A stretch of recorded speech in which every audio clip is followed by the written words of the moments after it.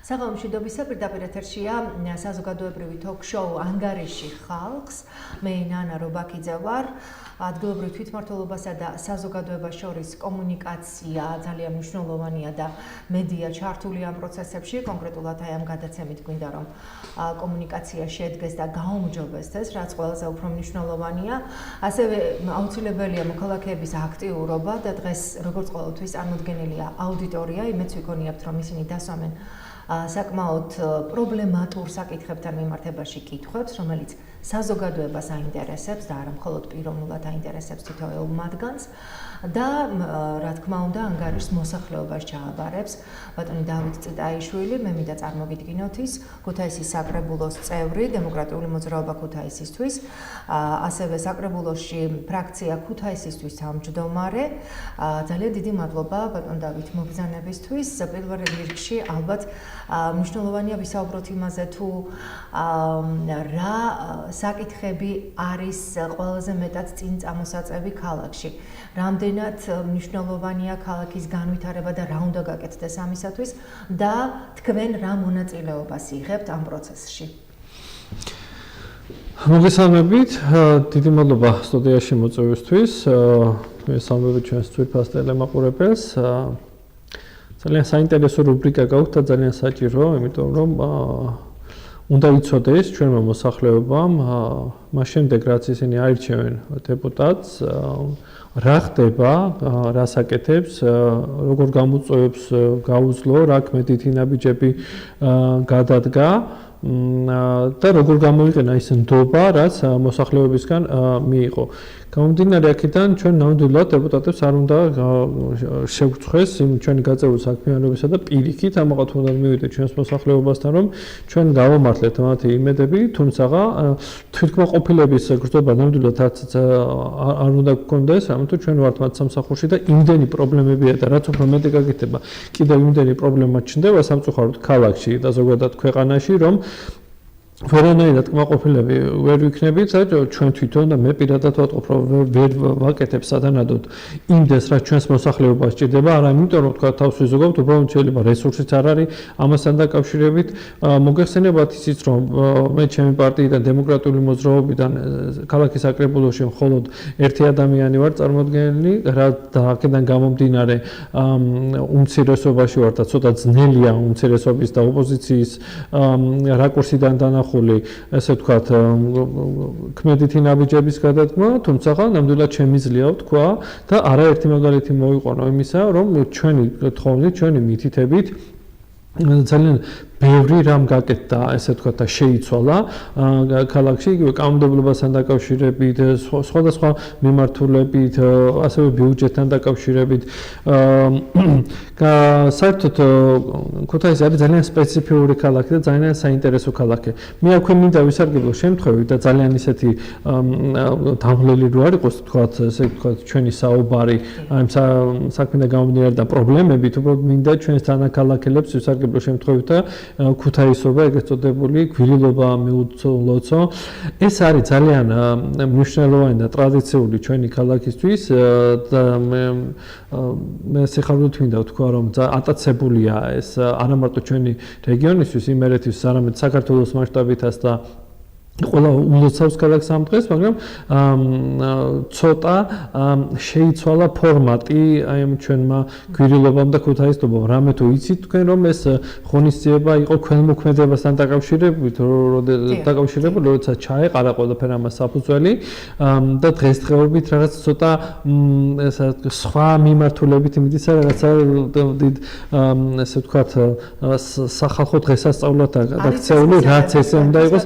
იცით რა არის ცოტა რაღაც შეიძლება თვალში მოსახვედრე იყოს იმ გაგებით რომ არ უნდა დაკარგოს ის რამაც ეს ყველაფერი წარმოშვა, რომ ეს არის ქველმოქმედებასთან დაკავშირებული, ის ვისაც გვირილა აქვს მკერდზე დამაგრებული, რომ ძალიან კარგი ქველმოქმედება ჩაიდინა და დღეს რაღაც აი ამან დაკარგა სახე, ანუ ქველმოქმედებასთან აღარა გვაქვს საქმე.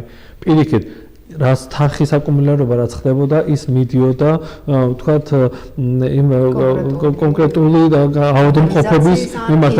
დღეს რაღაცა ისედაც მწირი ბიუჯეტიდან ძალიან დიდი თანხები გამოიყოფა იმასთან დაკავშირებით, რომ ეს რაღაცა დღესასწაულად იყოს გადაქცეული, რაც შეიძლება თუნდაც ის თანხები სხვა მიმართულებით და ქველმოქმედებაზეც იყოს ეს წასული. აქედან გამომდინარე, რაღაცა მე მგონი ცოტა რაღაცა ფორმა შეიცვალა ამ ყველაფერმა. ძალიან კარგია ეს რომ ყველა ერთმანეთს უცავს რაღაცა დიდი ზეიმია ქალაქში და ძალიან ამაღლებული განწყობაა არა მარტო ჩვენ თანაქალაქელებთან, არამედ სტუმრებთანაც და ეს ესე უნდა იყოს სტუმართმოს არ გვესდება ჩვენ იმერეთში და ქუთაისში, თუმცა ნუ ავწდებით იმ თავარს რაც არის გვირეობა, რომ ეს არის ქველმოქმედებასთან დაკავშირებული.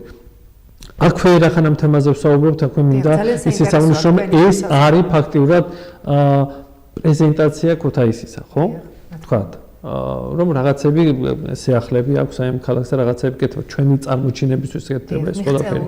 აი ძალიან დღესაც იყო სოციალურ ქსელში იწერებოდა აი იმასთან დაკავშირებით, რომ ხელოვნების მუშაკები, გულდაწყვეტილები არიან ჩვენი თანაქალაქელები, რომ ვერ მიიღეს სათანადოდ მონაწილეობა ამ ღონისძიებებში და აი თბილისიდან ჩამოსული რა თქმა უნდა ჩვენთვის ყველა საპატივცემულოა, მაგრამ უფრო მეტად დატვირთული იყო ჩამოსული სტუმრებით კულტურული ღონისძიებები, თუნდაც აი მომღერლები, ვიდრე ჩვენი თანაქალაქელები და ცოტა მათი გულისწყეთა გამოიწვია. აბსოლუტურად ვეთანხმები, იმიტომ რომ თუ ჩვენი ქალაქის პრეზენტაციას ვაკეთებთ, ხო მაშინ უკეთესი იქნება, რაც შეიძლება მეტმა ჩვენმა ქუთათურმა კულტურის მუშაკმა, მოცეკვავმა, მუსიკოსმა მეცნიერმა მიიღოს მონაწილეობა ამაში, რომ ჩვენ წავსდგეთ ჩვენი ქვეყნის და არა მარტო ქვეყნის თუთა მსოფლიოს წინაშე და უცხოელი სტუმრებიც იყვნენ ჩამოსული არაერთი ამ დღეებში ჩვენს ქალაქში ამ ღონისძიებასთან დაკავშირებით, ასე რომ სასურველი იქნება, რაც შეიძლება მეტად იყოს ქუთაისი პრეზენტებირებული და ქუთაისმა თავის სახე აჩვენოს და არ ავწდეს იმ თავარ გზას, რასაც ქვია ქველმოქმედება და ამაზე იყოს ეს ყველაფერი მისმული. პრობლემა, რომელიც თქვენ გაწუხებთ და ამიტომ თქვით ამ პრობლემის შესახებ, ეს სხვა კუთხით დაინახეთ ორმაისობა, ანუ ნაკლები პომპეზურობა, იგივე ხარჯების დაზოგვის მიზნით და რაც შეიძლება მეტი ადგილობრივი მონაწილეობა ღონისძიებებში გქონდათ თუ არა თქვენ დაუშვათ, რადგანაც დღეს აი ამ ტრიბუნიდან თქვენ ამის შესახებ საუბრობთ, გქონდათ თუ არა თქვენ შეთავაზება იგივე ადგილობრივი თვითმმართველობის წარმომადგენლებთან, გქონდათ თუ არა განხილვა დაუშვათ ამ თემასთან მიმართებაში და ეს წინადადება თუ თქვით იმ ვიწრო წრეში, რასაც თქვენი საკრებულო ხდია, ანუ უბრალოდ ჩვენი საკრებულო ხდია. ჩვენ გქონდა ამასთან დაკავშირებით საუბარი, მე როგორც მოგეხსენებათ ვარ კულტურისა და განათლების კომისიაში და იმთავითვე ვარ ჩახედული აი ამ თანხების, ესე ვთქვათ, ხარჯვასთან დაკავშირებით, ორგანიზებასთან დაკავშირებით, სხვადასხვა კულტურულ ღონისძიებებთან, ესე ვთქვათ, წინასწარ და გეგმასთან დაკავშირებით. პირველ რიგში უნდა აღინიშნოს ის, რომ ჩვენ სამწუხაროდ საკრებულო ამ ღონისძიებებს არ ვაკეთებთ, ამას აკეთებს აღმასრულებელი ხელისუფლება, ანუ მერია, კულტურის სამსახური, სპორტის სამსახური და აქედან გამომდინარე ჩვენ შემდეგ ესე იგი შემოვდის ეს მზად და იმის მიხედვით ხდება შემდეგ ესე ვთქვათ აი ამ ღონისძიებების რაღაცნაირად მონაცვლეობა. არა მარტო წელს, არამედ გასული წლიდან მოყოლებული თქვენ გახსოვთ, რომ აი ქუთაისი მას მითხოვდა არაფერი არ გვჭირს, ახლა და არაფერი არ გვაქვს საწინააღმდეგო თქვა ძაღლებისა, მაგრამ აი ძაღლების ფესტივალს. დიდი თანხები დაიხარჯა ამასთან დაკავშირებით. ანუ კიდევ ერთხელ ვამბობ, ესეთი ღონისძიებები არ უნდა იყოს ესე ვთქვათ მიბული ქუთაისობას და გვირილობას, რამე თუ ეს არის აბსოლუტურად სხვა რამ. იგივე ქონდა ჩვენ საუბარი, რომ რა შეიძლება მეტი ქუთათური ყოფილიყო ხელოვნების მუშაკი ჩართული აი ამ ღონისძიებაში. აქედან გამომდინარე, აი ვერ მოვახერხეთ ჩვენ ესე ვთქვათ, რომ რაღაც აი ამ კუთხით შეგვეცვალა და ეს ახლა ჩვენ ამას აპელირებას არ ვაკეთებთ, იმიტომ რომ ცოტა გულდაწყვეტილი არიან კულტურის მუშაკები. არა, პირიქით ეს უბრალოდ ესე უნდა იყოს მე ნიშნის მოგებით, ანუ კიდევ ერთხელ განმეორდები, ვიტყოდ ძალიან კარგია რომ ეს ღონისძიება ცვლილება ტარდება, ძალიან კარგია რომ ეს ტრადიცია ქუთაისში არსებობს, მაგრამ რაც შეიძლება მეტი ქუთათური უნდა იყოს ამაში ჩართული და ცოტა დავანებოთ თავი რაღაცა პომპეზურობას, რაღაცა ხრეობაში გადადეს ეს ყველაფერი და რაღაცა მივცეთ აი ეს ძალიან ისეთი ლამაზი ფორმა, რომ არ ამოვარდეს იმ კონტექსტიდან, რასაც უბრალოდ ქველმოქმედებასთან დაკავშირებული ღონისძიება ქვია. გასაგებია, ძალიან დიდი მადლობა ბატონ დავით. თქვენ ერთგვარი შესავალი გააკეთეთ და გამოთქვით ის წუხილი, რაც შინაგანად გაწუხებთ. თვითონ ქუთაისის განვითარებისთვის თქვენ რა მიგაჩნიათ ყველაზე აუცილებელ საკითხად? რა არის მნიშვნელოვანი ქუთაისისთვის, ქუთაისელებისთვის, განსაკუთრებით ახალგაზრდებისთვის, ახალი თაობისთვის, იმისათვის რომ არ მოხდეს ქალაქიდან გადინება, იმისათვის რომ დამკვიდრდნენ აქ განათლება მიღებული ადამიანები, იმისათვის რომ ჩამოვიდნენ და აგვიბრუნდნენ უკან. ანუ ქუთაის რა ჭირდება დღეს? ძალიან საინტერესო შეკითხვაა, ალბათონო ნანა. ეს ალბათ როგორც არა მარტო როგორც ჟურნალისტ, არამედ როგორც უბრალოდ ამ ქალაქის მკვიდრს ამ კუთხითაც ძალიან გაწუხებთ. ალბათ ეს არის შეკითხვა, რომელსაც ყველა ქუთაისელი და ყველა ქუთათური დასვამს. თქვენ შეკითხვაზე ფაქტიურად პრაქტიკული პასუხი უკვე გაცემულია იმ კუთხით, რომ მე დღეს სტუდიაში ვთხოვე მოსულიყვნენ არა ჩემი პარტიის წევრები, რომ რაღაცა დადგმული სპექტაკლივით არ გამოგხსნოდა, არა სხვადასხვა სფეროს წარმომადგენელი, რომელიც ამ ქალაქს ნამდვილად არ აკრია, არა უნივერსიტეტის სფეროს წარმომადგენლები და პროფესორა, რომელიც სხვათა შორის უნდა აქვე აღნიშნო, რომ უფრო მეტად უნდა იყოს ჩართული ქალაქის ხელმძღვანელობაში და ქალაქის ხელმძღვანელობის მხრიდანაც უფრო მეტად უნდა იყოს თანამშრომლობა და კონსულტაციები აკადემიურ პერსონალთან, რამე თუ ქუთაისს ძალიან მაღალი კვალიფიციური კადრი ყავს აკადემიური პერსონალისა და უნდა იყვნენ ისინი პროცესებში ჩართული. მე დღეს ვთხოვე მოსულიყვნენ ახალგაზრდები, სტუდენტები, იმიტომ რომ ესენი არიან ადამიანები, ვისგანაც ჩვენ მთავარი დაკვეთა უნდა მივიღოთ. ყველა ასაკის წარმომადგენელი ჩვენთვის პირადად ჩემთვის და ჩვენი პარტიისთვის ძალიან საპატივცემულოა. შუა ასაკის, რომლებიც დღეს ამ ქალაქში რაღაც ქმედით ნაბიჯებს გავს და ამ ქალაქს აშენებს და აგურს ედებს. უფროსი თაობა, რომელსაც თავისი წვლილი შეიტანეს აი ამ ქალაქის მშენებლობაში და დღეს მოიტანეს დღევანდელ დღემდე ეს ქალაქი, მაგრამ ჩვენ პოლიტიკა რა არის და პოლიტიკოსები ზოგადად რისკენ ავართ მიმართული, რომ ქვეყანა განვითარდეს, წავიდეს წინ და შესაბამისად ჩვენ დაკვეთა უნდა მივიღოთ სწორედ ახალგაზრდებისგან და შესაბამისად მეტყვი თხოვე აბსოლუტურად ნეიტრალურ ახალგაზრდებს და სტუდენტებს და ესენი ნამდვილად ისტები არ არიან და აბსოლუტურად თავადაც იტყვიან შესაბამისად ალბათ თავის შეკითხვებში და თავის მოსაზრებებში მე უბრალოდ მართლა მაინტერესებდა რას ფიქრობენ რომ ჩვენ ვიცოდეთ და პულსი გვეჭიროს იმაზე როგორ უნდა განვითარდეს ქალაქი რა გამოწვევებია ჩაკეტილ კაბინეტებში და საკრებულოს ხდომაზე არ ჩანს ის რა პრობლემებია ის პრობლემები მოდის გარედან შესაბამისად გარედან უნდა მიიტანოს თითოეულმა დეპუტატმა ის პრობლემა ხედვა იმისა თუ როგორ უნდა განვითარდეს ქალაქი და შემდეგ იქ მიდის სწორედ მსჯელობა იმასთან დაკავშირებით რა გავაკეთოთ როგორ გავაკეთოთ რისკენ მივმართოთ ეს მწირი ბიუჯეტი რაც სამწუხაროდ ჩვენ ქალაქს აქვს და საერთოდ ძალიან ბევრი პრობლემა სწორედ უნდა წამოვიდეს მოსახლეობიდან და განსაკუთრებით ახალგაზრდებისგან და სწორედ ეს მინდოდა დღეს ესეთი ფორმატი ქონოდა ჩვენს გადაცემას. გამომდინარე აქედან ეს უნდა აღვნიშნოთ ის რომ აი თქვენ რას ფიქრობთ ქუთაისის განვითარებაზე. გარდა იმისა რომ ყველა იტყვის ალბათ რესპონდენტებიც იტყვიან რას ფიქრობენ და როგორ ფიქრობენ და შესაბამისად ახალგაზრდებიც მე უნდა აღვნიშნო რომ არ არის თლაც სახარბიელო მდგომარეობაში ჩვენი ქალაქი რომელთო მე ვარ ესე იგი იქ სადაც ნამდვილად განიხილება ქალაქის განვითარების საკითხები და ქალაქის ბიუჯეტი და რა რესურსი აქვს ქალაქს მოკლედ რომ გითხრათ. ქალაქს აქვს ძალიან მწირი ბიუჯეტი. არ აქვს დიდი შემოსავლები. შესაბამისად დღეს გვაქვს ისეთი ბიუჯეტი და ისეთი დინებით მიდის ქალაქის ცხოვრება თუნდა ეკონომიური და სოციალური თუ გნებავთ რომ არ მოკვდეს ქალაქი. არ გადაშენდეს. ეს განვითარების ბიუჯეტი არ არის. დღეს ქუთაისი ვერ ვითარდება. ქალაქი სადაც საწარმო არ იხსნება, სადაც ფაბრიკა არ იხსნება და იცით, როგორ დახუნწული იყო ჩვენი ქალაქი ამ ფაბრიკა ქარხნებით და დღეს მსგავსი არაფერი არ აქვს. იცით რა არის შესაძლებლობები? არა, არის რა თქმა უნდა შესაძლებლობები. პირველ რიგში მოგახსენებთ უშეცის გამორევით და გეტყვით რომ ჯერ ძალიან წერი ბიუჯეტი გვაქვს და ეს არ არის საკმარისი თანხა იმისთვის რომ ახალი სამრეწველო ქალაქად გადავკეთდეთ და ფაბრიკა ქარხნები გაიხსნას, ქუთაისს უნდა ძალიან სპეციფიური და განსაკუთრებული მიდგომა. ეს არის პირველ რიგში ცენტრალური ბიუჯეტიდან და ზოგადად ქუთაისზე გლობალურად შეხვედრ რომ ამ ქალაქს რაღაც უშუალოდ. თბილისი დედაქალაქია და დედაქალაქი ისედაც ვითარდება, რომ ძალაუნებურად აკუმულირება ხდება თანხის და შესაბამისად, სადაც თანხა არის, იქ ვითარდება ქალაქი. ბათუმს შველის ის რომ ის საპორტო ქალაქია.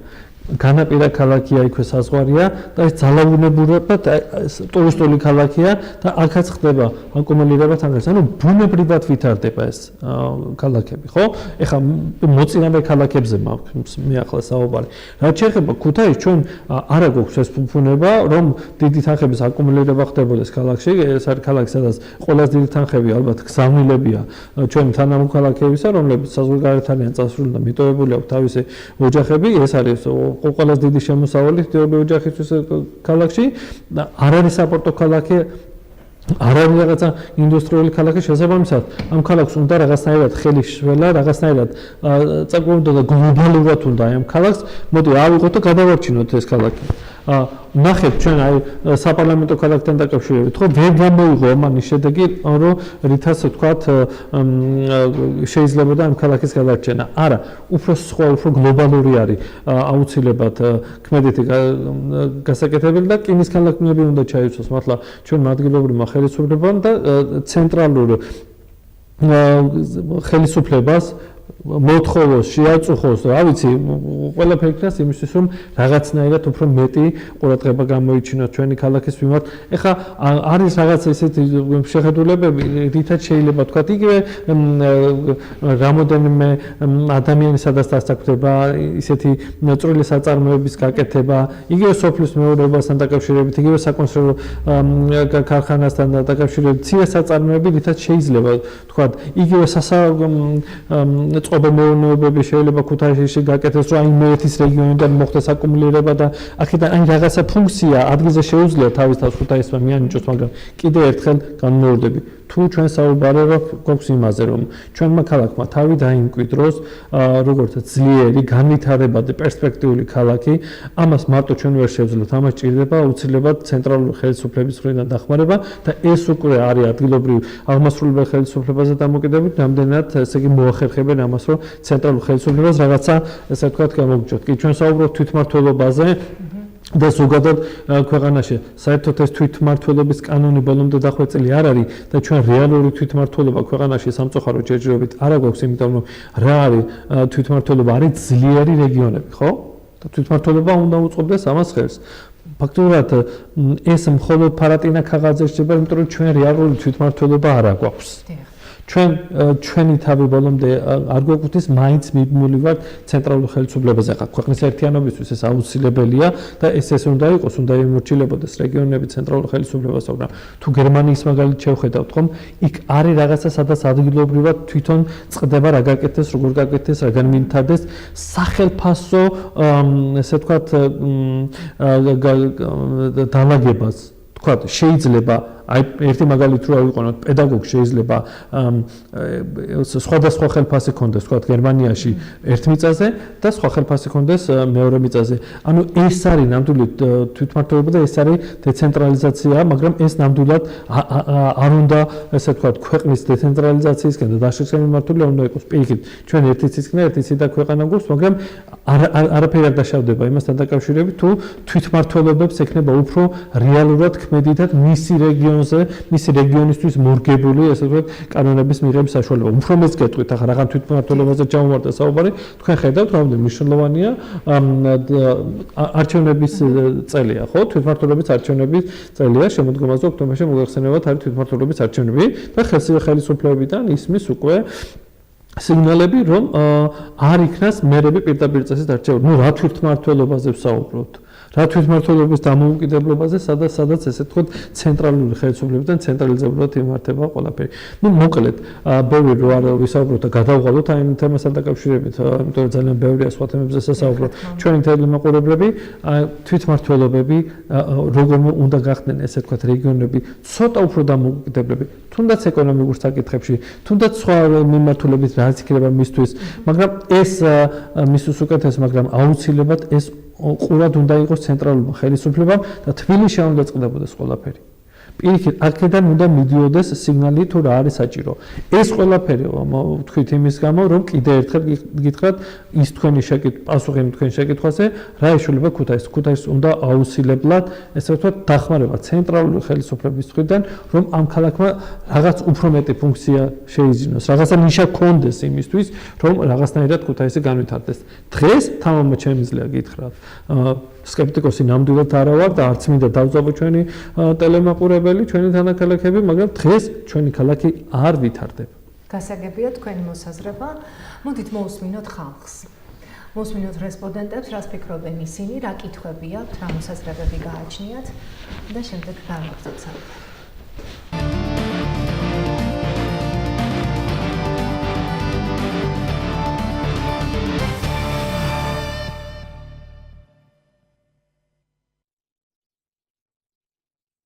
ქუთაისის განვითარებისთვის რა არის საჭირო? ქუთაისის განვითარებისთვის პირველ რიგში საჭიროა, ვფიქრობ, სამუშაო ადგილები შეიქმნას მოსახლეობისთვის. ეს საკითხი რო გადაწყდება, ხო, მერე ყველაფერს ეშველება. ქუთაისის საკრებულოს ოპოზიცია თუ იცით ვინ არის? არ ვიცი. საწარმოების აღორძინება, მით უმეტეს ქუთაისს ძალიან დიდი ტრადიცია აქვს განსაკუთრებით მევისარგებლებს შემთხვევით და სულუქი მრეწველობის საწარმოების. ქუთაისური ტანსაცმელი და ფეხსაცმელი საერთოდ საყოველთაოდ ცნობილია. ყველა კარგი პროფესიონალი სპეციალისტი აქ არის და ეს პირობები შეიძლება ქალაქს წარდგება როგორც ძალიან. ქუთაისის საკრებულოს ოპოზიცია თუ იცით ვინ არის? რა ჭირდება და დასაქმება შეიძლება დასაქმება და დასაქმება ისე არ მოვა როგორც ამათ აქვთ. და როგორ უნდა მოვიდეს დასაქმება? როგორ უნდა მოვიდა? გარეთ და გავიხედოთ. სახში არ უნდა ჩავიკეტოთ, გარეთ. ინვესტიციები, რომელსაც დღესდღეობით არის ვითომ დაწყებული, მაგრამ მე ხშირად დავდივარ ქალაქის ეგიდით, ასე რომ ვთქვათ, ბელორუსიაში. ეხლაც საჩუქარი მაქვს ნაყიდი. რომელიც უნდა გადავწე, ყურადღება არის. ის ბელორუსია ერთადერთი ქვეყანა, ის ვითომ ჩვენები აი ოპოზიცია და ეს რო უძახიან, რომ ლუკაშენკო დიქტატორიაო. მაგ არა ჩვენი საქმე.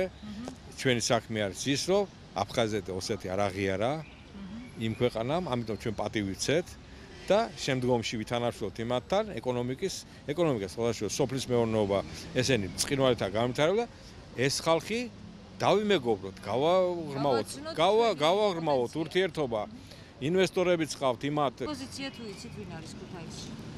საკრებულოს ოპოზიცია, ნაციონალური მოძრაობა და ევროპული საქართველო. აი შრომის მოყვარეობა და ძალიან ბევრი შრომა. საკრებულოს ოპოზიცია თუ იცით ვინ არის? საკრებულოს ოპოზიცია. ქუთაისში. პირველ რიგში ვფიქრობ, რომ სისუფთავე აუცილებლად მოსაგვარებელია. უფრო მეტი ჭირდება. მოსაგვარებელია გზები. ბევრი რამეა მოსაგვარებელი. ბაზარში ვერ შეხვალ, ესეთი სიძვირია. ყოველ დღე რაღაცაი ხორცი კვირაში ერთხელ ლარით ძვირდება. გაოცებული გამოდივარ, საიდან და ან რატომ არის ასე უკონტროლო, ბაზარი რატომ უნდა იყოს ასე უკონტროლო, კი მართალია თავისუფალი ბაზრობა, საერთოდ ბაზარი, რასაც ქვია, მაგრამ მაინც უნდა ექვემდებარებოდეს ვიღაცის კონტროლს. რომ ასე თვითნებურად არ ძვირდებოდეს. მე ვფიქრობ, რომ ეს ყველაფერი ხელოვნურად არის და ამას რა თქმა უნდა მიხედოს. არა მარტო ქუთაისში, ეს საერთოდ მთელ საქართველოში არის ეს პრობლემა, რომ ძვირდება ყველაფერი ყოველდღიურად. საკრებულოს ოპოზიცია თუ იცით ვინ არის ქუთაისში? საკრებულოს ოპოზიცია ალბათ რა თქმა უნდა იქნება ნაციონალური პარტია. რა ვიცი, უამრავი კარგი რამ შეიძლება მოვიფიქროთ და გაკეთდეს. განვითარებისათვის ბევრი რამ ეკეთდება ამ წუთში. ქუთაისში ძალიან შეიცვალა, ძალიან ლამაზია ირგვლივ ყველაფერი, შინაარსობრივადაც ძალიან ბევრი კარგი რამ ეკეთდება, თუნდაც გუშინდელი ღონისძიება აიღეთ, ისე დატვირთული და ისე კარგი იყო, ძალიან ნასიამოვნები და სავსე ვართ. რა ვიცი, ამ წუთში არაფერი მაფიქრდება ისეთი და საკრებულოს ოპოზიციას თუ იცნობ? არა, ახლა ამათში არა ვარ ასე გარკვეული და არ შემიძლია ამაზე პასუხი. ქუთაისის განვითარებისათვის დღეს ასე რომ პასუხი გავცეთ, ბევრი რამე კითხვა შეიძლება დაისვას. მაგრამ თავარი მაინც არის რაღაცა წარმოებები ახალი შეიქმნას ან თუ კი სადმეა რამე დასაყრდენი პატარა მიემატოს და დასაქმდეს ხალხი. უმუშევარია ბევრი და ოჯახში ვერაფერი ვერ შეაქვს, ოჯახში უფრო კაც და მე უკვე ოჯახშიც აღარაა მყარი. მე ასეთი არის. საკრებულოს საქმიანობა და ოპოზიცია თუ იცით ვინ არის საკრებულოში? ახლა მე ასე ზუსტად მანდამაინც მაგით არა ვარ დაინტერესებული, მაგრამ დაახლოებით კი ვიცი ახლა ვინც არის. მაგრამ თქვენ თუ მიგიმართავს თუ დამჭირებია? არ დამჭირებია. მე რამეზე არ მივსულ ვარ და ამიტომ უფრო ვინ მუშაობს ზუსტად რა ზეპერად არ ვიცი. ახლა ერთეულები კი ვიცი, ვინც მუშაობს. ბევრი კარგი პიროვნება რომ თქვა ახლა და არავინ არაფერს არ აკეთებს არა. მე ვფიქრობ ეკონომიკის გაძლიერება და ხელმძღვანელობა დაიზრუნოს, რომ ბიზნესმენებს ხელი შეუწყონ წინსვლა რომ მოხდეს ქვეყანაში. და რაც მთავარია კიდე მე მოვისმინე პარლამენტის გადატანის შესახებ. ბევრ ადამიანს აქვს იმედი, რომ თუ ქუთაისში დარჩება პარლამენტი, უფრო მეტი წინსვლა იქნება ეკონომიკურად. თქვენც ასე ქვეყნისთვის. მეც ასე ვფიქრობ. კარგი იქნება თუ დარჩება ჩვენთან პარლამენტი. და ქუთაისის საკრებულოს ოპოზიცია თუ იცით ვინ არის? ნამდვილად არ ვიცი. თქვენ არ დაგჭირვებიათ საკრებულოს? არ დამჭირვებია, არასდროს არ მიმართავს საკრებულოსთვის. ყველაფერი საჭიროა, ყველაზე მეტად დასაქმება ადამიანების, რომ კონდეთ ცხოვრების ხალისი კონდეთ და რაღაც გააკეთონ ადამიანებმა ყველაზე მეტად ეს ისა და დანარჩენი კიდე მომავალი გვიჩვენებს, რაც მთავარია სისუფთავე ყველაზე მეტად ქალაქში და რა ვიცი, ყველაფერი კარგი, ჩვენს ქუთაის ნამდვილად გვინდა რომ იყოს ძალიან კარგი და საყვარელი როგორიცაა საერთოდ ქუთაის, როგორათაც ეგ. საკრებულოს წევრებს თუ იცნობთ ოპოზიციას? არა, პოლიტიკაში არ ვერევი და არ დაგჭირვებიათ საკრებულოს არ მიგიმართავთ? არა. ქუთაის ბევრი რამ ჭირდება.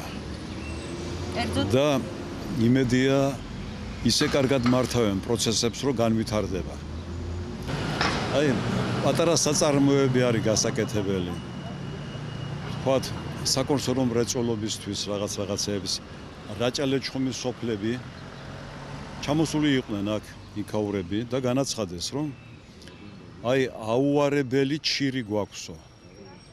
აუარებელი ხილი გვაქვსო და რომ იყოს იმის საშუალება რომ აქ ჩამოვიდანდეთ და ჩავაბარებდეთო ძალიან კარგი იქნებაო. აქვე შეიძლება შემოგარენში დაფნა გააქვს ცოტა შორის და ხდება ხო? აქვე შეიძლება ძალიან კარგად ეს მოეწყოს ქუთაისთან ახლოს ეს გაკეთდეს შეიძლება. მეწარმეობის განვითარება? მეწარმეობა შეიძლება კი ეს. ქუთაისლები ძალიან ნიჭიერი, ენერგიული ხალხი არის და თუ საშუალებას მისცემ ყველაფერს გააკეთებენ.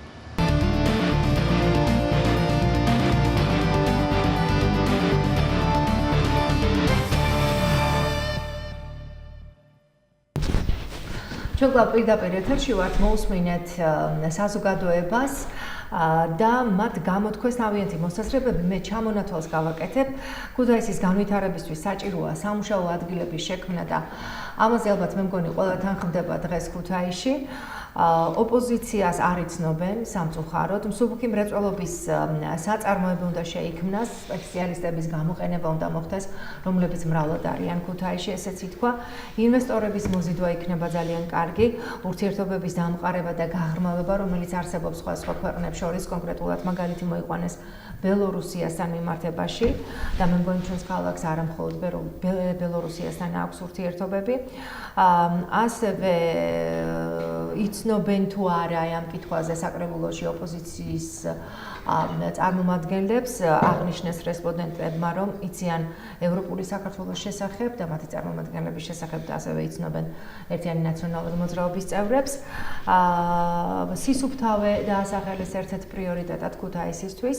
სიძვირია, პროდუქტები გაძვირდა ძალიან და ბაზარი უკონტროლო არის, აღნიშნა ერთ-ერთმა ქალბატონმა. ნაციონალური მოძრაობა არის ოპოზიცია, ითქვა ესეც. არ არსებობს პრობლემები, ქუთაისი ვითარდება, ესეც აღინიშნა. მთავარი არის საწარმოების შექმნა, ხალხის დასაქმება, ეს უკვე მეორეჯერ ითქვა. საკრებულოში ოპოზიციის წარმომადგენლებს არ ვიცნობთ, ასევე აღნიშნეს ეკონომიკის განვითარება დასახელდა ერთ-ერთ უმთავრეს საკითხად. პარლამენტი არ უნდა გადავიდეს ქუთაისიდან და ამას ბევრი უჭერს მხარს, ესეც ითქვა. გვინდა ყველაფერი კარგი გქონდეს ქუთაისში და ეს სურვილი ალბათ მე მგონი ყველა ქუთაისელებისთვის არის ძალიან ახლო. საკრებულოსთვის არ მიგვიმართავს, ისე კარგად მართავენ პროცესებს, იმედია განვითარდება ქუთაისი. რაჭა ლეჩხუმის სოფლებიდან ჩამოდიან გლეხები, ჩამოაქვთ ჩივი და ითხოვენ რეალიზაციას, ძალიან კარგი საკითხია ბატონ დავით, მე მგონი და ერთ-ერთი მნიშვნელოვანი ჩირის წარმოება და ასევე დაფნის ბიზნესის განვითარებაც იყო ერთ-ერთ პრიორიტეტად დასახელებული.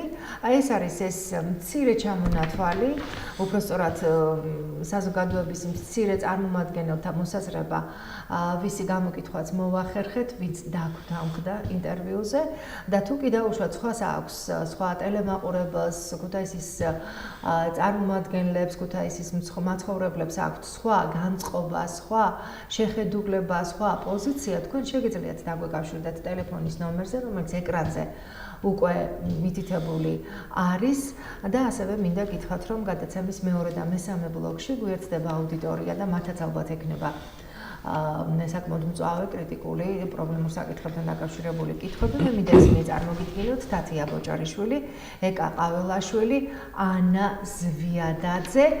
მხოლოდ აი ამ ჩამონათვალზე პასუხების გაცემის შემდეგ შემოგვიერთდებიან ახალგაზრდები. გისმენთ ბატონ დავით. დიდი მადლობა ჩვენს რესპონდენტებს, ჩვენს თანაქალაქელებს საინტერესო მოსაზრებებისათვის, შეკითხვებისთვის. უმეტესი პრობლემა, რაც ჩვენი თანაქალაქელების მხრიდან იქნა დასმული, რა გამოწვევებით არსებობს ამ ქალაქში და რაც აწუხებს, ჩვენს პირველ ბლოკში ვისაუბრეთ ამასთან დაკავშირებით და ლამის ზუსტად სიტყვით დაემთხვა ჩემი და ჩვენი თანაქალაქელების მოსაზრებები და ეს არ არის გასაკვირი, იმიტომ რომ დეპუტატმა მინიმუმ უნდა იცოდეს რა ტკივა ამ ქალაქს და ზუსტად გამოჩნდა აქ და ჩვენ თუნდაც ჩვენი პარტია ეს ყოველთვის ცდილობს მოусმინოს მოსახლეობას რა გამოწვევებია, რა პრობლემებია და აქედან გამომდინარე ნამდვილად ვიცით რა ხდება ქალაქში. სწორედ ამიტომ ვახსენეთ ჩვენ მცირე მრეწველობის განვითარება. სწორედ ამიტომ ვახსენებთ ის სასაწყობო მეურნეობები, რაც ბატონმა ესე ვთქვათ, იგივე ჩირის და ხილის სახით ესე ვთქვათ, ჩამოტანა და დასაწყობება ძალიან ზუსტად ნამდვილად ჩვენ ვიცით რომ ეს ჩვენს ქალაქს შეუძლია და ხელმისაწვდომიც არის ეს ყველაფერი, თუნდაც ჩვენი ქალაქისთვის, ჩვენი ქალაქის ფინანსური შესაძლებლობებისთვის, მოდი ასე ვთქვათ, რომ ეს ყველაფერი ქალაქში გაკეთდეს. ამას უკვე ჭირდება ნება, ამას უკვე ჭირდება, ესე ვთქვათ, სახელმწიფოდან თანადგომა, ამას ჭირდება უპროცენტო ან ძალიან იაფი კრედიტი, რომ ადამიანებმა მცირე საწარმოები და სასაწყობო მეურნეობები ამ ქალაქში გააკეთოს. ზუსტად ეს თქვი, რაც ჩვენმა თანაქალაქელებმა აღნიშნეს.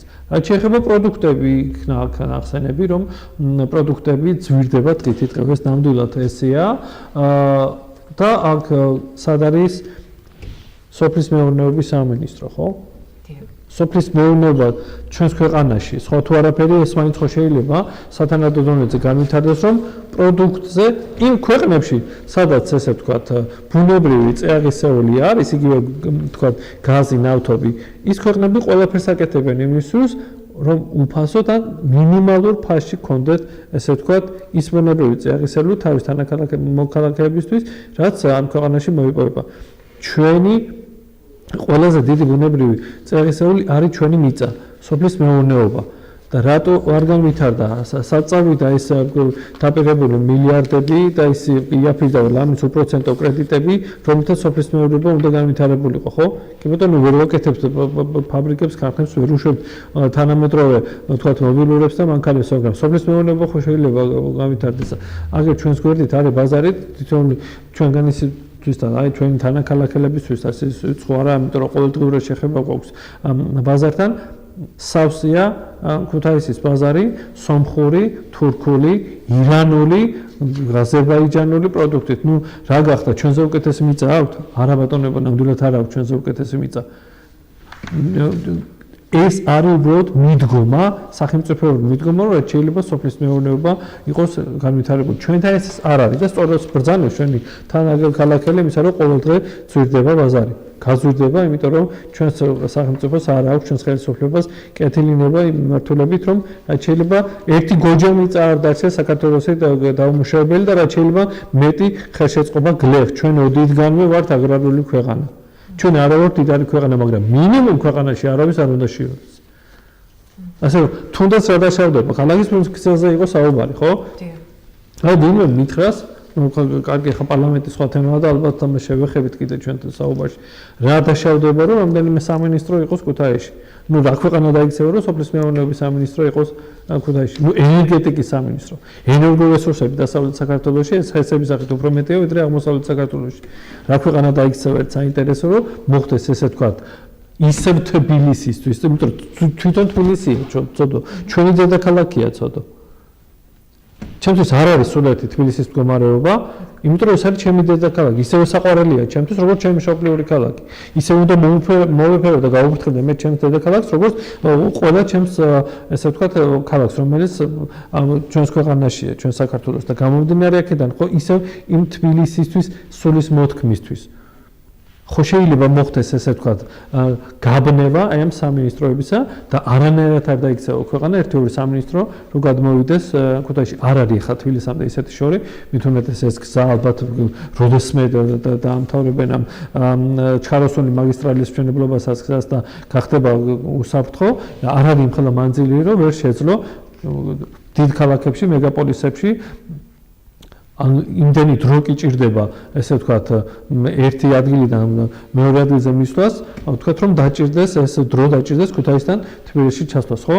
რა ყოველდღიური შეხება მათ ექნება ახლა პრემიერ-მინისტრთან და ცენტრალურ ხელისუფლებასთან და იგივე პარლამენტთან, ხო? თუ ეს ქუთაისში არ დაჭა. 2 საათის გზა. დაანჩენ შემთხვევაში რომ იყოს სამინისტრო აქ და აქ ფუნქციონირებდეს ეს ნამდვილად არ არის ქვეყნის დაქცევა. მაგრამ რატომღაც ყველას უნდა თბილისში, ყველას მიუწევს გული თბილისისაკენ რაღაც ეთყობა აქვს ესე ვთქვათ ხელისუფლებას ის რაღაცა სიტკბოება რომ აუცილებლად უნდა იყოს დედაქალაქში. არა შემოკარგება თუ ქვეყანას ვემსახურებით, ყველა ქალაქიდან შეიძლება მსახურება. და ასე რომ რამოდენიმე სამინისტრო თუ იქნება ქუთაისში, რაც კიდევ უფრო მეტ ფუნქცია შეძენს თქვენს ქალაქს, ეს ნამდვილად არ იქნება ურიგო. და მთავარი რაზეც თქვა, აი წვრილი საწარმოების გაკეთება, სადაც ჩვენი თანაქალაქელები ბევრი არა, რამოდენიმე ასეული მაინც თუ დასაქმდება, ეს არ იქნება ნამდვილად ურიგო ჩვენი ქალაქისთვის. ეს შეუძლია და ქუთაისი ამას აწევს. გასაგებია. და რაც შეეხება აქზე მინდა ესე ვთქვათ, გამოვეხმაუროთ ჩვენს თანაქალაქელებს, რომ იციან თუ არა საკრებულოში ოპოზიცია, ხო? იცით რა არის? ხო, ნუ ევროპული საქართველოს და ნაციონალური მოძრაობა იციან, იმიტომ რომ ეს ყველაფერი დამსახურებაა რუსთავი 2-ის, იმიტომ რომ ესე ვთქვათ, ყოველდღიურად მოსახლეობას აწოდებენ ინფორმაციას, ესე ვთქვათ, წამლად თუ საწამლავად არ ვიცი, მაგრამ ყოველ შემთხვევაში ფაქტია, რომ მხოლოდ ეს ორი მთავარი ოპოზიციური ძალა არის ნაციონალური მოძრაობა. მთავარი სახელმწიფო ძალა იყო, მაშინ ხო აღვყავეს ახლა მთავარი ოპოზიციური ძალიდან კიდე ხელი დაგვადგება. უბრალოდ მათ უნდათ რომ იყვნენ აი ორბიტაზე რომ გამომდინარე იქიდან ოპოზიცია აუცილებლად შემდეგ ხელისუფლებაში უნდა მოვიდეს, რომ ესე იგი თავს იტოვებენ მთავარ ოპოზიციურ ძალას, თუმცა ნამდვილად აღარ არიან. ეს არის ჩასაფრებული პარტია, რომელიც ყველაფერს ცდილობს, რომ ხელისუფლებამ ვერ გააკეთოს ვერაფერი, რამე თუ მოსახლეობას დაანახოს, რომ აი ესენი რა საზღვრები არიან, რა საშინელებები არიან.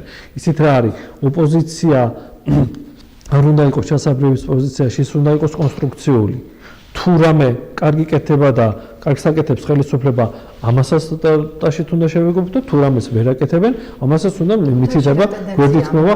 ბატონ დავით, იგივე ჩასაფრების კუთხით. იცით რა არის, ზოგადად რა სიტუაციაც არის ქვეყანაში, ხო, აი ჩვენი მოსახლეობა ფიქრობს, რომ ნაციონალური მოძრაობა და ევროპული საქართველო. ნუ ევროპული საქართველო ჩამოყალიბდა დაახლოებით 1 თვის წინ, ხო?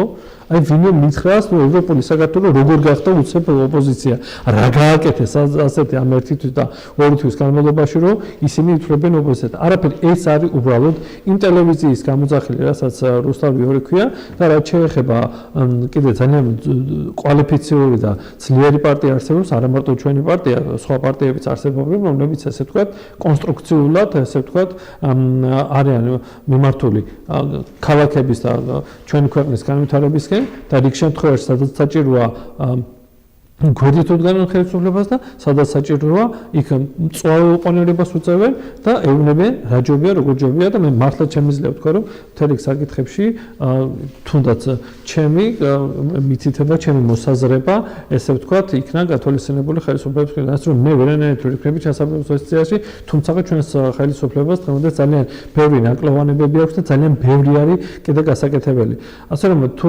ჩვენმა თანამოქალაქეებმა არ იციან და ზოგადად აღმასრულებელ ხელისუფლებასთან აქვს შეხება იგივე თხოვნებით, იგივე სხვადასხვა პრობლემებით, სოციალური საკითხებით, ინფრასტრუქტურული პროექტებით, ჩვენი თანაქალაქეები მიმართავენ აღმასრულებელ ხელისუფლებას. ასე რომ მასთან აქვს ძირითადად შეხება. საკანონმდებლო ხელისუფლება უფრო უცხოა, ჩვენ იმდენად შეხება არ აქვს ჩვენს თანამოქალაქეებთან, თუმცა ეს იმას ანიშნავს, რომ არ ვიცოდეთ იმ ტკივილებზე, იმ ესე ვთქვათ, გამოძახილებზე, იმ გამოწვევებზე, რაც ჩვენ თანაქალაქეებს აწუხებთ. დასაგებია ბატონ დავით, აი მრეწველობის განვითარებას ფაქტიურად თქვენ თავად ისაუბრეთ გადაცემის პირველ ბლოკში, ეკონომიკის განვითარება ეს ერთმანეთთან ურთიერთკავშირშია, ურთიერთობების დამყარება, ეს უფრო ალბათ და გაღრმავება კანონმდებლობის გადაცემის თემა არ გახლავთ, მაგრამ ძალიან კარგია, როდესაც საზოგადოება ასე ფიქრობს, რომ ეს მოიტანს სიკეთეებს, მაგრამ ერთ-ერთი საკითხი ძალიან მინდა თუ შეიძლება თქვენ რომ შეეხოთ, სიძვირია პროდუქტების ბაზარი უკონტროლოა. რამდენად არის შესაძლებელი ადგილობრივმა თვითმმართველობამ ისადავეები ხელში აიღოს, რასაც ქვია ბაზარში მონიტორინგი და პროდუქტებზე ფასების დარეგულირება. იცით რა არის ეს ჩვენს კომპეტენციაში, საკრებულოს კომპეტენციაში ეს საკითხები არ მოდის, რომ ბაზრის საკითხი ვარეგულიროთ. ზოგადად ბაზარი თავად განსაზღვრავს, ესე ვთქვათ, ფასებს ამა თუ იმ პროდუქტზე. ჩვენ შეგვიძლია ერთადერთი ის, რომ რაც შეიძლება მეტად მოვთხოვოთ ხელისუფლებას სამინისტროებს, ვის კომპეტენციას შედის, რომ რაც შეიძლება მეტად იყოს დატვირთული ჩვენი მუშახელი, მეტად იყოს დატვირთული თითოეული გოჯი მიწა, რომ პროდუქტების რაოდენობამ მოიმატოს და ცოტა უფრო მეტი ლობირება ქართულ პროდუქტს. გასაგებია. რაც შეიძლება ეს ბაზარი განსაზღვროს ყველაფერი ამას და საერთაშორისო კონვენციები, მაგრამ თუ ცოტათი შევზღუდავთ ამ შემოტანილ პროდუქციას და უფრო მეტად ჩვენი ადგილობრივი წარმოებით დავტვირთავთ ბაზარს, თუნდაც ფასებზე, თუნდაც საბაჟო გადასახადზე, ხო? ეს მაინც შეიძლება ჩვენმა ხელისუფლებამ რომ მოახსენოს, რომ რაც შეიძლება მეტად შეუწყოს ხელი ჩვენი ადგილობრივი ნაწარმის გასაღებას ბაზარში. და იქნება გლეხის დაინტერესებაც და სოფლად ადამიანების დამაგრება. რა თქმა უნდა, აუცილებლად ორი გასაღები არსებობს, ჩაგეჭერებით ხალხთან ნანა ბოდიშით რაღაცა კითხვა უნდა დაგესვათ, ჩვენი ქვეყანა რომ განვითარდეს და ქუთაისის ნაწილია ჩვენი ქვეყანა. არ შეიძლება მარტო ქვეყანა განვითარდეს და ქუთაისი ჩამორჩეს, თუმცა ცოტა ამის შეინიშნება ჩამორჩენის ნიშნები და არ შეიძლება ქალაქი ქუთაისი განვითარდეს და ქვეყანა ვერ განვითარდეს. ჩვენ ვართ ნაწილი იმ საერთო სხეულისა, რასაც საქართველო ქვია. ჩვენი ქვეყნის განვითარება თუ გვინდა, აუცილებლად ორ რამეს უნდა მიექცეს ყურადღება. პირველი ეს არის სოფლის მეურნეობა და მეორე და შეუძლია ჩავშალოთ ეს აქ და მეორე ეს არის განათლება. კოლოსალური თანხა უნდა ჩაიდოს ამ რამეში. რაც შეიძლება მეტად უნდა მოხდეს აკუმულირება აი ამ თანხებში. ეს ორი სფერო უნდა განვითარდეს ქვეყანაში. სხვა მხრივ ჩვენი ქალაქიც და ქვეყანაც სამწუხაროდ ვერ განვითარდება. არ აქვს ჩვენ ის ბუნებრივი რესურსები, არ აქვს გაზი, ნავთობი, რომ დიდი თანხების აკუმულირება მოხდეს ბიუჯეტში და ამით ქვეყანა არ ვაშენოთ. ჩვენ უნდა ვნახოთ რაღაცა გზები და სწორედ ეს გზებია სოფლის მეურნეობის განვითარება. აუცილებლად ეს მოიტანს როგორც პროდუქტს შიგაბაზაზე, ესე ვთქვათ, იმპორტს და ქვეყანაში თანხების შემოსვლას და ეს მეორე საკითხი არის განათლება.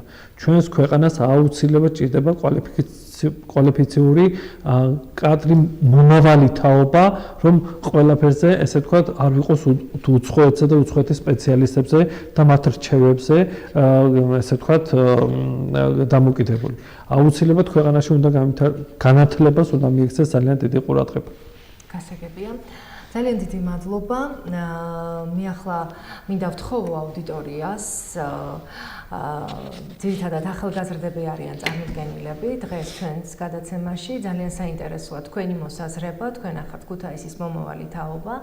საინტერესოა თქვენი ჯგუფების, თქვენი ასაკის ადამიანების მოსაზრებები როგორია, როგორ გააჟღერებთ თქვენ მათ აზრს, რა არის საჭირო ქუთაისისთვის, რამდენად მნიშვნელოვანი ამ პროცესებში იყოს ჩართული ოპოზიციის წარმომადგენლები საკრებულოში, რომელთა მანდატები ხალხმა დაარიგა ფაქტობრივად თავიანთი ხმებით და მე ახლა გთხოვთ, რომ თქვენ დავუსვათ შეკითხვები ბატონ დავითს. გისმენთ.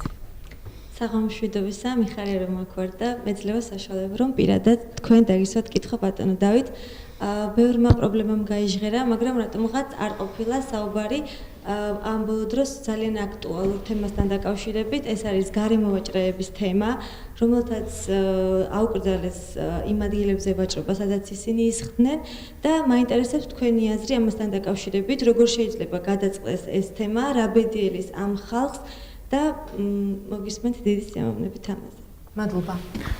ესე იგი, დიდი მადლობა შეკითხვისთვის. შევეცდები კი პასუხოთ. ამ კითხვაზე შემიძლია გაგცეთ პასუხი როგორც პოლიტიკოსმა და როგორც უბრალოდ ერთ-ერთმა რიგითმა ქუთაისელმა ადამიანმა. თუ პოლიტიკოსის პასუხი გაინტერესებთ აი ამ საკითხთან დაკავშირებით, ეს შეიძლება ესე ჟღერდეს, რომ ხა ჯიღის ემა დავიწყოთ და ესეთ გვერდით დაუდგეთ აი ამ ადამიანებს, რომ ისინი მათ გააგრძელონ ესე ვთქვათ ის საქმიანობა, რასაც რითაც ისინი არიან დაკავებულები. რამე თუ ჩვენ ესე ვთქვათ არ დავკარგოთ ხმები და კეთილგანწყობა იმ ადამიანებისა, ვინც ესე ვთქვათ ამ გარემოვაჭრეების. აი ამ ძალიან გასაცდელებული ადამიანებისა, რომლებიც სიცხეშიც, ქარშიც, წვიმაშიც, ყინვაშიც ესე ვთქვათ დგანან იმისთვის, რომ რა ელემენტარულად ალბათ პურის ფოლი იშოვონ, თორემ მეტი ალბათ მათ დიდი შემოსავლები ამ საქმიანობისგან არ ექნებათ. და შემიძლია გააქცეთ მეორე კუთხითაც ეს პასუხი, რომ აუცილებლად ეს გარემოვაჭრობა უნდა აიკრძალოს. იმიტომ რომ ეს მართლაც ქუთაისის იერსახესაც ესე ვთქვათ აფუჭებს და უბრალოდ შეიძლება რაღაცა ანტისანიტარიის კერაც იყოს და უბრალოდ პროდუქტთან გვაქვს საქმე და ქუჩაში ესე დალაგებული საკვები პროდუქტი შეიძლება არ იყოს თლაც სასარგებლო მინიმუმ რო ვთქვათ ჩვენი თანამოქალაქეებისათვის. მით უმეტეს რომ ბავშვები ძალიან ხშირად ყიდულობენ სკოლის მოსწავლეები აქ დამზადებულ პროდუქტს. ჩვენ უნდა ვნახოთ ახლა შუალედი რაღაცა აი ამ ესე ვთქვათ ორ არჩევანს შორის. პირველი რაღაც ადამიანებთან აქვს საქმე და სწორედ ჩვენი თანაქალაქეები და ადამიანების ხედან იქ და არიან დაკავებული აი ამ საქმიანობით სამწუხაროდ.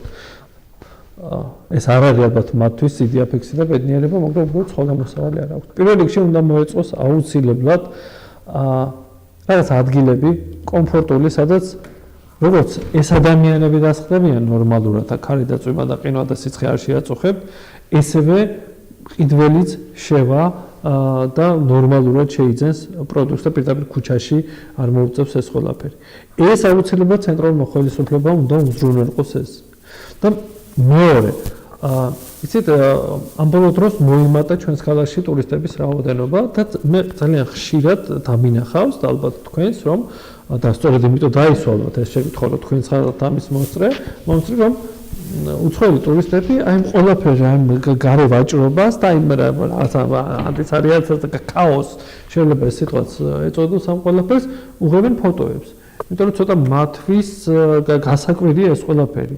იმიტომ რომ ზოგიერთ მალფუჭებად პროდუქტთან აგვაქვს. სულ საქმე და ეს ყველაფერი დღისით ისეთ ქარში, წვიმაში იყინება, ხო? იყინება, რაც არ შეიძლება ესე ხდებოდეს. თუ ჩვენ გვინდა ვიყოთ თანამედროვე სოფლიოს ნაწილი, ცივილიზებული ქვეყანა, ცივილიზებული ქალაქი, ეს ყველაფერი ძალიან თვალშისაცემია, რომ ეს არ უნდა იყოს. ჯერ უბრალოდ ჩვენ ვესაუბრეთ ამ ადამიანებს, ისინიც არ არიან კმაყოფილებებით რო არიან და ისინიც ითხოვენ რაღაცა ცოტა უფრო კომფორტულ გარემოს და მოდი ვკითხოთ ახლა იმ ადამიანებს ვინც იქ ცხოვრობენ უბრალოდ ხო? უბრალოდ საკუთარ სახლში ლამის ვერ შედიან ხანდახან იმიტომ რომ გადაკეთილი არის ყველაფერი ამ გარემოსრობიდან. ანუ მოდი ესე ვთქვათ, არიან ადამიანები რომლებიც კატეგორიულად ეწინააღმდეგებიან ამ გარემოსრობას და არიან ადამიანები ვინც კატეგორიულად ესე იგი ითხოვენ რომ იქ ისხდნენ და რაღაც 2 კაპიკის სახში პოლიციური წაიღონ ხო? ასე რომ ოქროს შუალედის მონახვა ნამდვილად შეიძლება ქალაქის ინტერესებიდან გამომდინარე, აი ამ გარემოვაჭრების ინტერესებიდან გამომდინარე, იქ მოსახლე ადამიანებისგან გამომდინარე, სტუმარ მასპინძლობიდან გამომდინარე, რომ სტუმარი არ გადაერიოს და ძალიან ბევრი იმდენი შესანიშნავი კულტურული ძეგლია. მას უნდა უღებდეს სულას და უღებს აგერ გარემოვაჭრებას, ხო? ჩემთვის ეს ძალიან დამთვრგუნველია. მე ვეღარ დაველაპარაკები იმ ადამიანს, იმ უცხო ტურისტს, რომ აქედან ქუთაისიდან 7 კილომეტრში არის გელათის მონასტერი, რომელიც ახალ ათინად და მეორე იერუსალიმად იყო წოდებული. ის რომ ჩვენ ვართ ქვეყანა, სადაც ვეფხისტყაოსანი იწერებოდა და აი ამ ფონზე ყველაფერს ხედავს ამ რაღაცა დაბიო ყოფით პირობებს, ხო? აქედან გამომდინარე, ჩვენს ქვეყანას აქვს, ჩვენს ქალაქს იმის რესურსი, რომ ეს მოაწესრიგოს. ის გასაცდელი ადამიანი ცოტა უფრო კომფორტულად დაждდეს.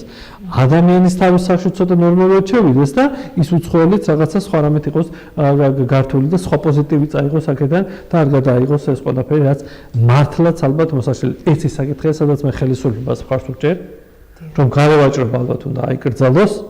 მაგრამ იმთავითვე მე მწარე ოპონირება ძალიან მკვეთრად გაუწევ ოპონირება ჩვენ ხელისუფლებას იმაში რომ ეს ადამიანები კი არ აყაროს პირდაპირ სახში გაუშვას, არამედ რაღაცა კომფორტული გარემო შეუქმნას. დიდი მადლობა. თუ მიიღეთ ამ უწურავი პასუხი, მაშინ მე ვთხოვ, დიახ, გისმენთ.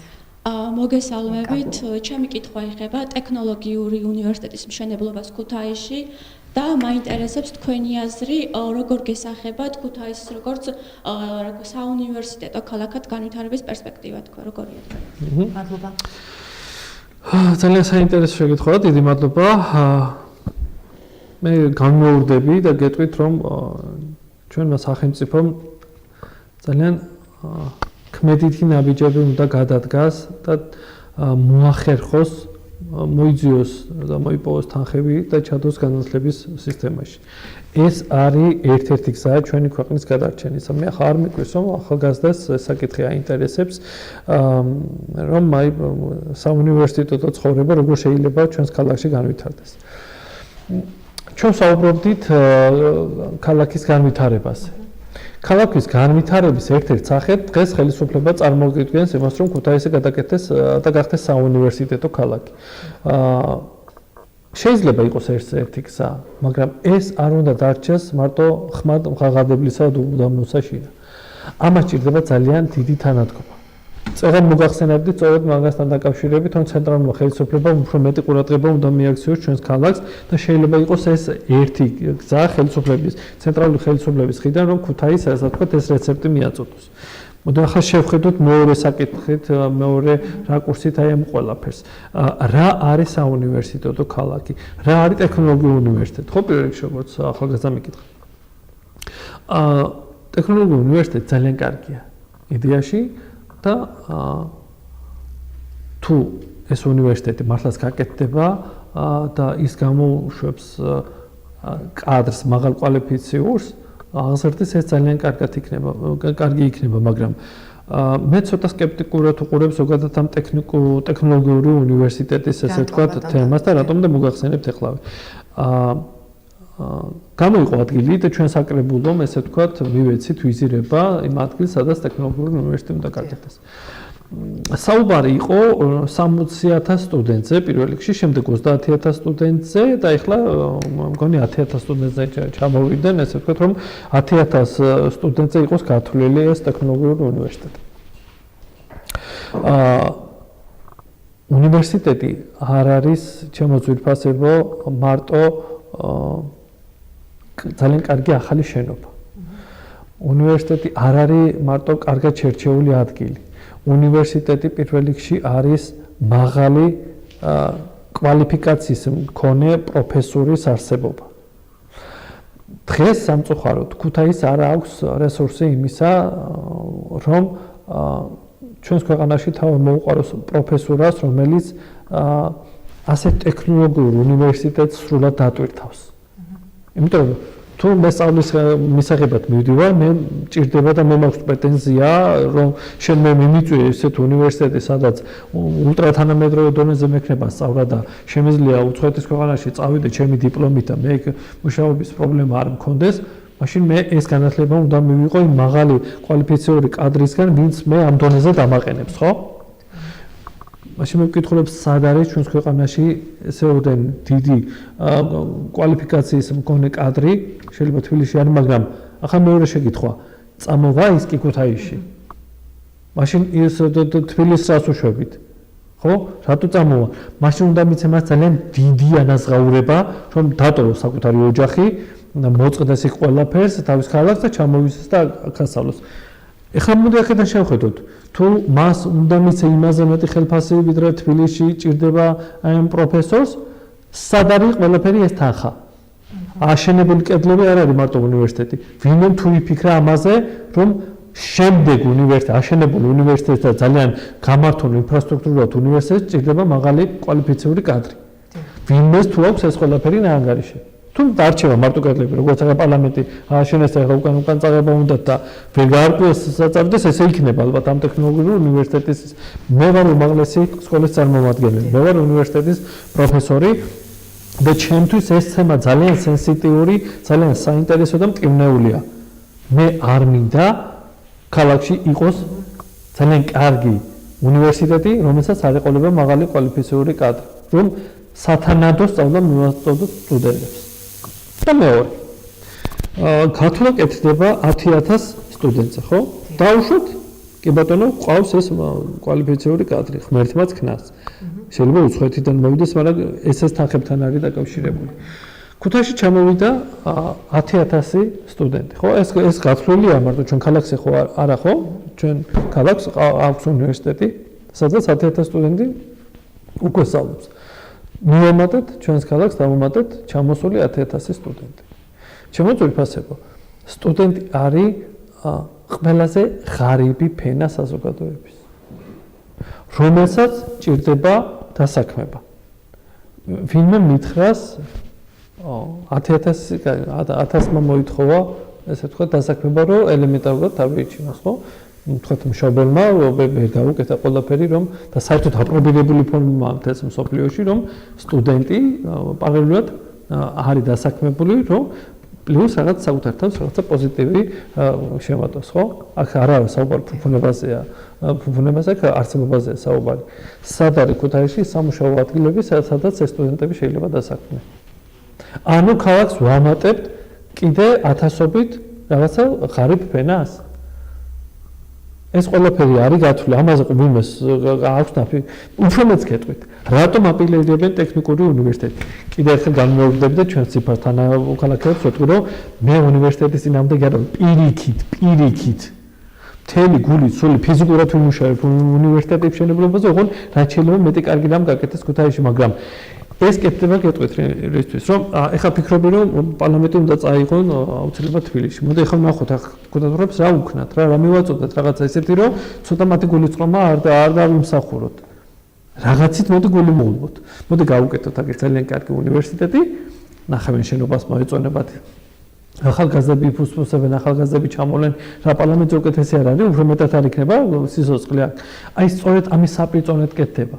მაგრამ კეთდება იმისთვის ისევ რაღაცა შეფუთული ლამაზი ბოჭვიანი კამფეტივით და იქ სიღრმეებში არავის არ აქვს სამწუხაროდ მე მგონი ნაფიქრი იმაზე რა გამოწვევების წინაშე, რა დილემის წინაშე შეიძლება დავდგეთ აი ამ ტექნოლოგიურ უნივერსიტეტთან მიმართებაში.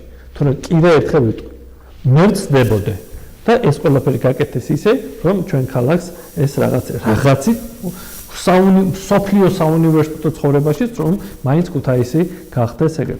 აკადემიის შვილები ვართ ბოლო-ბოლო. სწორედ აქ გააკეთა დავითმა აკადემია. კი მოესალმებით ყველაფერ ამას, მაგრამ აქ არის სამწუხაროდ ბევრი მაგრამ. გასაგებია.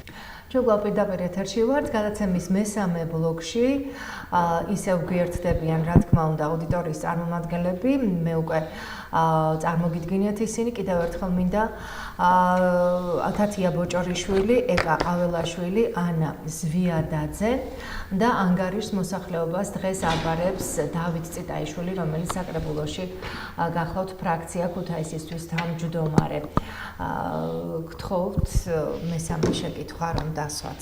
გამარჯობათ, მოგესალმებით, მივესალმებით თქვენს მაყურებელს. მადლობა რომ დღეს აქ ვარ და პირადად მეძლევა საშუალება ბატონ დავით დაუსვა შეკითხვა. ჩემი შეკითხვა მდგომარეობს შემდეგში. მაინტერესებს თქვენი აზრი პარლამენტის შესახებ, უნდა დარჩეს ქუთაისში თუ უნდა დაბრუნდეს დედაქალაქში. დიდი მადლობა. საინტერესო თქვენი მოსაზრება. მოდით მე მომიტევეთ ბატონო ნება, მომეცით ბატონ დავით. თქვენი მოსაზრება უნდა დარჩეს თუ უნდა გადავიდეს პარლამენტი?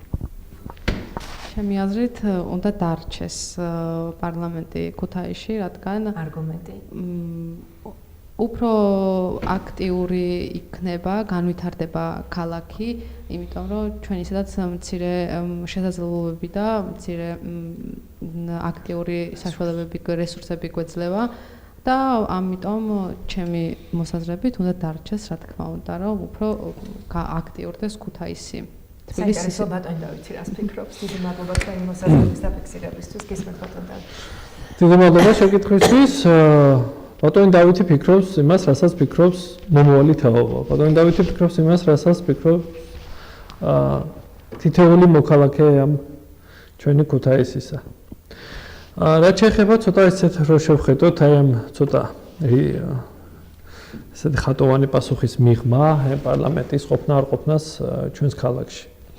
დავიწყოთ იქიდან რომ ალბათ არ იყო თლათ მიზანშეწონილი ქუთაისში პარლამენტის გაკეთება. თუ გაკეთდა, ახლა ერთ სესულებას მეორეს მივუმატებთ და უკან უწავლებთ. რახან არის აქ იყოს და სწორად აღნიშნა ახალგაზრდა განვითარდეს. ჩვენ არ გვიგრძნია საპარლამენტო ცხოვრება. იმიტომ რომ პარლამენტარები ჩემოდნებზე სხედან. არა მარტო პარლამენტარები, არამედ თითოეული პერსონალი და 1000-ზე მეტი მუშაობს მეკონი პარლამენტში. ყველანი თბილისიდან ჩამოვიდნენ, ეს ნამდვილად არ არის ახლა რაღაცა ესეთ ქვეყნის აქცევა. შეიძლება სხვა ქალაქში წახვიდეს ამუშაოდ, მაგრამ წამოვიდნენ იმიტომ, რომ დღეს თუ ხვალ დადგებოდა ეს დღის წესრიგში საკითხი, რომ პარლამენტი ისე უკან წავიდოდა, დაბრუნდებოდა თბილისში და ისინი შეინარჩუნებდნენ სამსახურს, ამიტომ ცოტა გაუჭიროს თავს და ესე იგი თვეში რამოდენიმე დღით ჩამოდიან ქუთაისში. ასე რომ ფაქტობრივად ქუთაისმა ეს საპარლამენტო ცხოვრება რა არის, ვერ გამოცადა. ჩვენ არ გვიგრძნია აქ პარლამენტი რა არის, როგორ არის. სწორედ ამ მიზეზებიდან გამომდინარე, რაც მე ახლა თქვენ მოგახსენეთ. რაც რომ პარლამენტმა ქუთაისს მოუტანა თუ არა პოზიტივი ეკონომიურად, პოლიტიკურად ამაზე პასუხის გაცემა ახლა არ შეიძლება, იმიტომ რომ ვერ ვნახეთ ეს ყველაფერი ჩვენ. ხელისუფლების მიდგომაც არ არის სწორი აი ამ საკითხისადმი. აი მაგალითად მე ვესწრებოდი ახლობით 2 კვირის წინ შეხვედრას პრეზიდენტთან კონსტიტუცია ყველასე ასეთ ფორმატით იცით ტარდება შეხვედრა და იქ ჩვენმა თანაქალაქიანებმა დაუსვეს მარგველაში შეკითხვა უნდა იყოს თუ არა პარლამენტი ქუთაისში უნდა დარჩეს თუ არა პარლამენტი ქუთაისში ყველანაირი პასუხს ველოდი ნუ მე მსგავს ვერაფრით ვერ ვიცინასთან მეტყველე ვერ ვიცინასთან მეტყველე რაც ესე ვთქვათ პრეზიდენტმა გასცა ამ შეკითხვას ჩვენი თანაქალაქელებისას მისი პასუხი იყო ასეთი იმიტომ რომ არ მოვიტყუები ნამდვილად ჩანაწერების არსებობს პრეზიდენტმა ბრძანა პარლამენტი სად უნდა იყოს მისი მდებარეობა სად უნდა იყოს უნდა ვკითხოთ პარლამენტარებს სად უნდათ მათ მუშაობა ეს პრეზიდენტის პასუხი არ არის პარლამენტას თავისი ქვეყნის მსახურება კანონშემოქმედებითი მუშაობა დაუკვეთა ამორჩეველმა ქართველმა ხალხმა უნდა იმუშაოს ყველგან სადაც ამის გამოწვევა არსებობს სადაც ეს აუცილებელია სადაც ეს საჭიროა ეხლა რა გამოდის მაშინ თბილისის უნდა თბილისში იმუშაოს ქუთაისის უნდა ქუთაისში ბათუმელ დეპუტატებს უნდა ბათუმში იმუშაოს თუ რა გავაკეთოთ ეხლა რა პასუხია ეს პრეზიდენტის მხრიდან პარლამენტი უნდა იყოს იქ სადაც ქვეყანას ეს სჭირდება ქვეყანას აქვს ერთი პოლიტიკური ცენტრი ეს ყოველთვის არის დედაქალაქი ამას ვერსად ვერ წავუვართ და პოლიტიკური ცენტრი უნდა იყოს იქ სადაც ეს ქვეყანა სჭირდება თბილისშია დღეს პოლიტიკური ცენტრი, თბილისშია დედაქალაქი, კი ბატონო. მივესალმებით ამას, იმიტომ რომ თბილისს აქვს ერთი დიდი უპირატესობა. ის არა მარტო საქართველოს პოლიტიკური ცენტრია, ის არის ისეთი მდებარეობა აქვს, სადაც ამიერკავკასიის ესე ვთქვათ ცენტრიც არის. ბევრ საერთაშორისო ორგანიზაციას თავისი სათავო ოფისი არ აქვს ბაქოში, იმიტომ რომ განაპირა მხარე არც ერევანში აქვს თბილისში. ანუ თბილისის ისეთი მდებარეობა აქვს, რომ იქიდან არა მარტო საქართველოს, არამედ შეიძლება რაღაცნაირად ესე ვთქვათ ამიერკავკასიის ცენტრი და გული იყო ჩვენ გინდა არ გინდა მაინც ისეთი სამეზობლო ურთიერთობა გვაქვს და ისეთი გეოპოლიტიკური სიტუაცია გვაქვს რომ ჭირდება ხანდახან ერთმანეთის ესე ვთქვათ მხარში დგომა მიუხედავად იმისა რომ შეიძლება სხვადასხვა საგარეო პოლიტიკურ პლატფორმაზე ვიყოთ ეს სხვა საკითხია მაგრამ მაინც რაღაცა გვაქვს საერთო და თუნდაც თბილისი ამას იღებს თავის თავზე და თავის მხრებზე ანუ პოლიტიკური ცენტრი უნდა იყოს აუცილებლად თბილისში მაგრამ კანონშემოქმედებითი და საერთოდ ქვეყნის პოლიტიკურ ცენტრობას განსაზღვრავს ის გადაწყვეტილებები, რაც პარლამენტში მიიღება, ხო? იქ არის აღმასრულებელი ხელისუფლება, რომელიც მართავს ყველაფერ ამას. არ დაიქცევა ქვეყანა, რომ ქუთაისში იყოს, ესე ვთქვათ, კანონშემოქმედებითი, ესე ვთქვათ, საქმიანობა და ერთი. ეს არის ჩემი პირადი მოსაზრება. რა თქმა უნდა, ეს ალბათ უტოპია და ამას არავინ არ გააკეთებს, მაგრამ თუ გვინდა ქუთაისი განვითარდეს და თუ გვინდა პარლამენტარიზმი განვითარდეს ქუთაისში. ქუთაისში პარლამენტს კი არ უნდა წაიღო, არამედ უნდა გადმოიტანო ქუთაისში საელჩოები, დიპლომატიური корпуსი. რამდენად რეალურად მიგიჩნევთ? ხო, ეს სხვა საკითხია. ეს სხვა საკითხია, რამდენად განმოგვიყვება. თუ ჩვენ განვითარებაზე ვსაუბრობთ, ეკონომიკურ განვითარებაზე ვსაუბრობთ, ან ქალაქის რაღაცა ახალ პოტენციალზე ვსაუბრობთ, არ დაიქცევა ქვეყანა დიპლომატიური корпуსი თუ იქნება ქუთაისში, იმიტომ რომ დიპლომატებს ისინი ესელები ამას მიესალმებენ. კი ბატონო, ხო? იმიტომ რომ ის ხო არაფერს ის უბრალოდ აკვირდება ქვეყანაში მიმდინარე პროცესებს, ხო? კი ბატონო, ქუთაისიდან დააკვირდნენ. ქუთაისში იყვნენ, პარლამენტთან იყვნენ. აინტერესებს, ხო? დიპლომატებს რა გადაწყვეტილებას ღებულობენ, ესე ვთქვათ, ქვეყანაში. კი ბატონო, აგერ იქნება და აქვე მოусვიდნენ და ნახონ. ისინი ხო არაფერს არ აწარმოებენ, არაფერს არ ქმნიან. და აქ იყო. ახლა თქვენ წარმოვიდგინეთ, ეს თუ მოხდება. სასტუმროების როგორი ქსელი განვითარდება ქუთაისში. კვების ობიექტების და რესტორნების როგორი ქსელი განვითარდება ქუთაისში. მაგრამ ამას არავინ არ გააკეთებს, იმიტომ რომ ჩვენი მუცხოველს ხო არ ვეტყვით, რომ ადექ შენახა და წადი ქუთაისში. და თქვენ აღნიშნეთ, რომ გეოპოლიტიკური მდგომარეობა ისეთი აქვს თბილისს, რომ სასურველია იქ იყოს სხვადასხვა გინდათ საელჩო თქვით, გინდათ ის ორგანიზაცია, რომელიც რაღაც მოლაპარაკებებს აწარმოებს.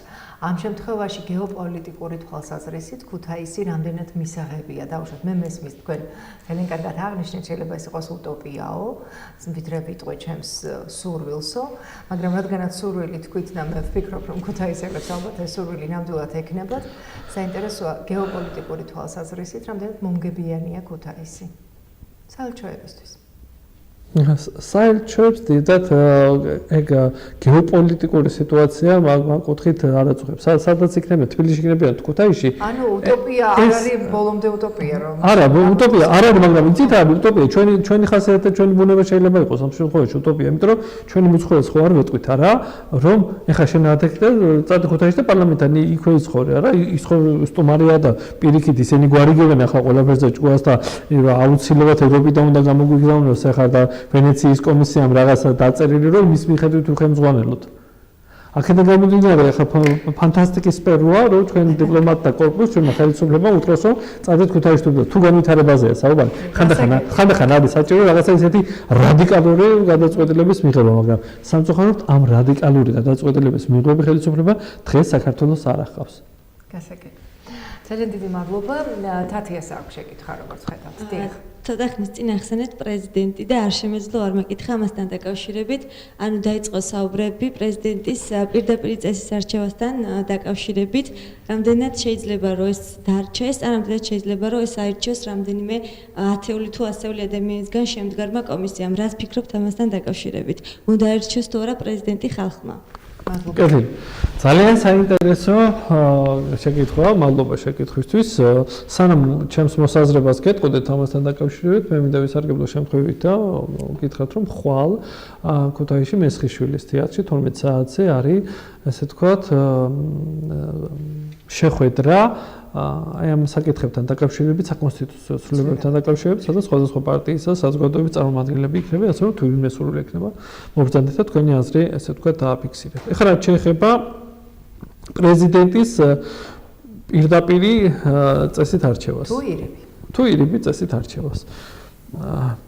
თუ ჩვენს ქვეყანაში მეტი საქმე არაფერი აღარ არის დარჩენილი, გარდა იმისა, რომ მხოლოდ ეს დაგვრჩა ეხლა ჩვენ გასარკვევი, ხო ყველაფერი ხო დავალაგეთ სხვა. ეს დაგვრჩა ერთი გასარკვევი, პრეზიდენტი პირდაპირ წესით აირჩიო თუ 300-მა ხმოსანმა, ესე ვთქვათ, აირჩიოს. ხო, ნუ მაშინ ჩვენ გილოცავთ ჩვენ ქვეყანა შედგა და ვერია გაბწყინდა. რა თქმა უნდა, ესეც პური დასანახაობა დავისეცხები ახლა. ძველ ესე ვთქვათ გამოთქმას, სანახაობას გვაწუდის ჩვენი ხელისუფლება, თუმცა პური ავიწყდებათ, ან არა აქვს და ვერ აწოდებენ მოსახლეობას. რა დაშავდება ვინმე მითხრას თუ პრეზიდენტს ავირჩევთ პირდაპირ წესით. ისედაც ლამის ყველაფერი ფუნქცია აქვს წარსწმეული ამ ადამიანს, ესე ვთქვათ, პრეზიდენტს. ახლა ზოგადად მარგველაშვილზე, რომელსაც ახლა მარგველაშვილი ზოგადად ცალკე თემაა საერთოდ და მარგველაშვილი მივიღეთ ისეთი როგორც მივიღეთ მარგველაშვილი, ჩვენ ამივიღეთ როგორც მიიღო ივანიშვილმა, რომ რამოდენიმე თვის მერე დაინახა, რომ შეეშალა და ვერ გაუკეთებია სწორი არჩევანი, თორე ვერ გახდებოდა მარგველაშვილი პრეზიდენტი, რობიძინა ივანიშვილი არა, ხო, ამაზე ყველანი თავხდებით, ხო? ის რომ გამოირიცხოს და კიდე ასეთი ხელისუფლება ასეთი შეცდომა არ დაუშვას, რომ შენ გაუსხდეს ხელიდან პრეზიდენტი, ხო? მით უაკეთებენ ახლა ყველაფერი ამას. რაც ნიშნავს 300 ხმოსნის მიერ პრეზიდენტის არჩევას. და ყველაზე ალბათ შოკის მომგვრელი არის ის, რომ დებატების და შეკითხვების გარეშე ჩვენი ქვეყნის პრეზიდენტის არჩევასია საუბარი, რომელიც უნდა იყოს ქვეყნის სახე, ნუ დეკლარირებულად მაინც და ქვეყნის უმაღლესი მთავარსარდალი, რომელმაც უნდა გასცეს ბრძანება ომის დაწყებაზე ან რაღაცა სამხედრო ისეთი მნიშვნელოვანი გადაწყვეტილების წინააღმდეგ. ხო, ომის დამწყებები ჩვენ არა ვართ და ვერთო დაგვიფაროს ამისგან. არა ვართ ჩვენ ის ხალხი რომ იმას თავს დავესხა და წავართ პირიქით, ჩვენსაც ვისავთ ყოველთვის. მაგრამ ფაქტია, ხო, წერია, ხო, კონსტიტუციაში ის არის უმაღლესი მთავარსარდალი. და ასეთ ადამიანს ვირჩევთ შეკითხვის გარეშე. ეს არის ნონსენსი. ეს არის უბრალოდ ამუნჩად აგდება. არა მარტო ჩვენი ქვეყნის მოსახლეობისა, არამედ თუნდაც იმ პრეზიდენტისა, რომელიც შეიძლება ასეთი ფორმით იქნეს არჩეული. რომ მას არ აძლევ, ესე ვთქვათ, მისი აზრის გამოხატულების სურას. კატეგორიულად ვეწინააღმდეგები ასეთ არჩევას. პრეზიდენტი უნდა აირჩიოს ხალხმა. ეს არის ჩემი პასუხი. გასაგებია საინტერესოა. თვითონ თათიას მოსაზრება, იმიტომ რომ ეს არ არის ის საკითხი გაცდა კონკრეტულად ბატონი დავითის როგორც საკრებულოს წევრის კომპეტენციას, ზოგადი საკითხია, რომელიც ქვეყნისთვის და საქართველოს მოსახლეობისთვის არის მნიშვნელოვანი და ალბათ სხვა პარტიების და მთავრობის წარმომადგენლებისთვის საინტერესოა თქვენი მოსაზრება. ამ შემთხვევაში ვეთანხმებ ბატონ დავითს, პრეზიდენტი უნდა ერჩიოს ხალხმა, რადგანაც საქართველოს ქვეყნის, ანუ ჩვენი ქვეყნის მოსახლეობა არ წარმოადგენს 300 ადამიანს, ხო? ჩვენ ძალიან უფრო მეტნი ვართ და ამიტომ ყველას აზრი უნდა იქნას გათვალისწინებული ამასთან დაკავშირებით. დიდი მადლობა. გააქვთ შეკითხვა ანა, ან ეკა, თუ კი გააქვთ შეკითხვა, დასვით. კი ბატონო, მე მაქვს. უნდა დაუბრუნდე ისევ დასაქმების პრობლემას და თქვენი აზრი მაინტერესებს ბატონო დავით. რას ფიქრობთ ახალგაზრდების დასაქმებაზე, იმიტომ რომ ქუთაისში ჩვენ სტუდენტები ვერ საქმდებით, იმიტომ რომ ხან კვალიფიკაციას მოითხოვენ, ხან ასაკი არ გვიწყობს ხელს და პირდაპირ ახალგაზრდების დასაქმებაზე მაინტერესებს თქვენი აზრი. მადლობა.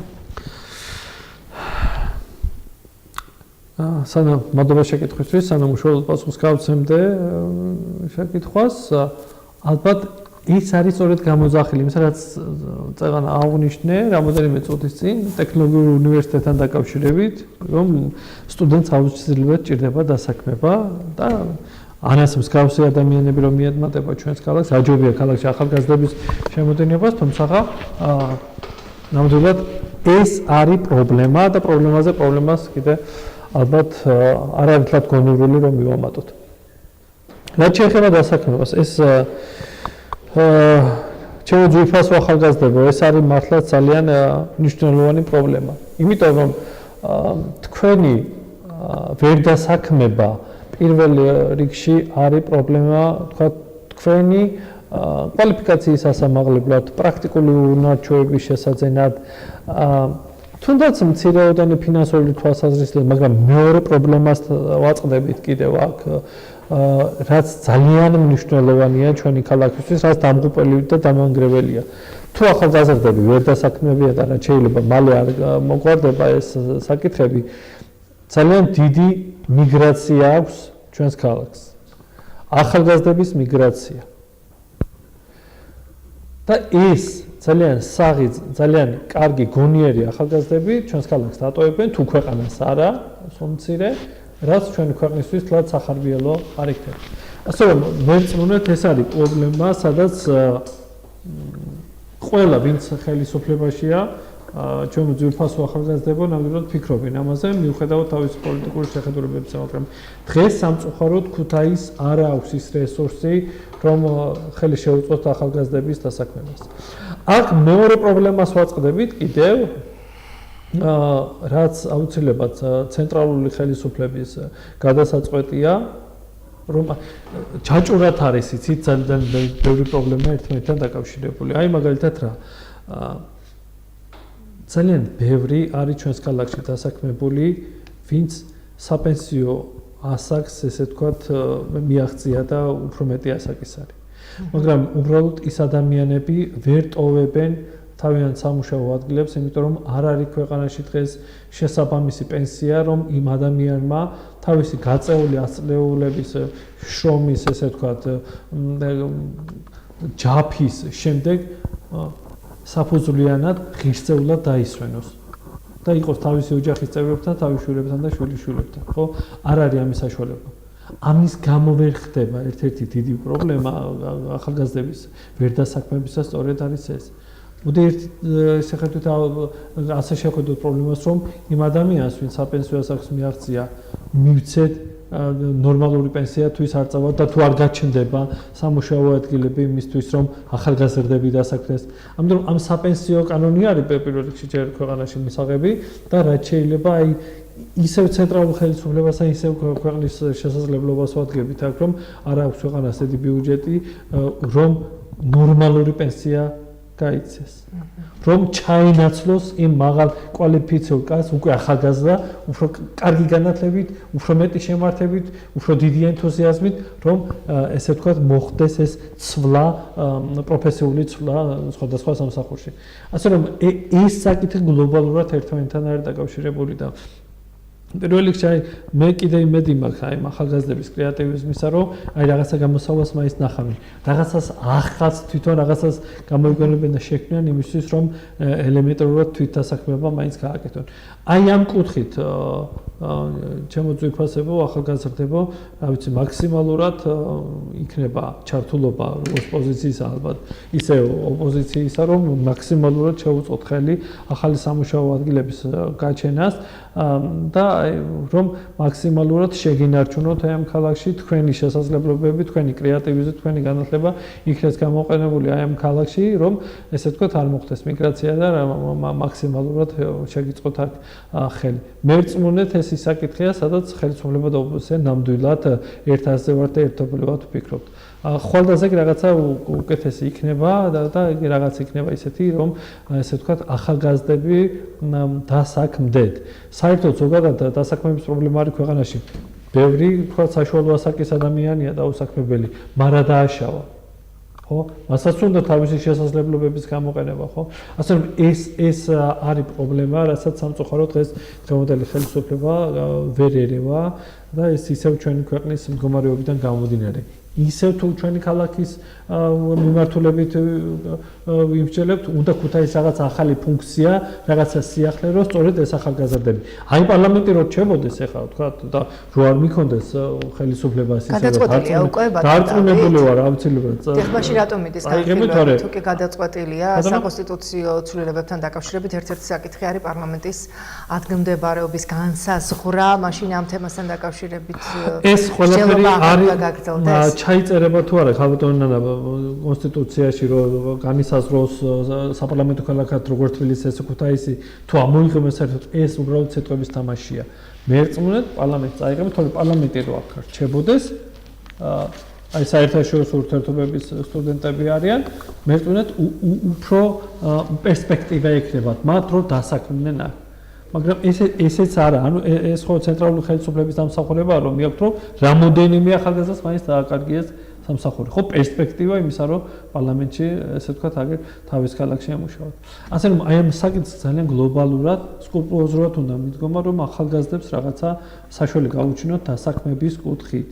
მითო ჭირდება ცენტრალური ხელისუფლებიდან ქუთაისის რაღაცა კმეტილი დახმარება, რომ აქ გაკეთეს რაღაც ახალი იგივე სამინისტროები, იგივე წვრილი საწარმოებები და რაღაცა ხელისუფლებამ გააკეთოს ისეთი, რაც დათმოს თბილისმა და მისცეს ქუთაისს. ეს არის ალბათ ყველაზე კარგი რეცეპტი იმისა, რომ ახალგაზრდები იქნեն დასაქმებულები. ძალიან დიდი მადლობა.